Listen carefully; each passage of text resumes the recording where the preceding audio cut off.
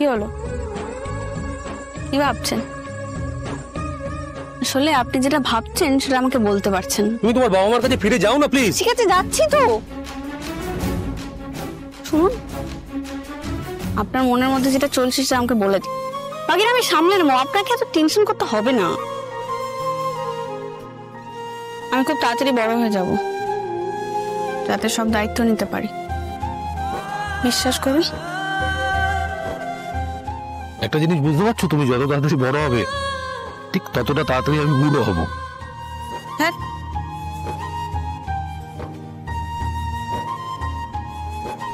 আমি আপনাকে বুড়ো হতেই দেব না।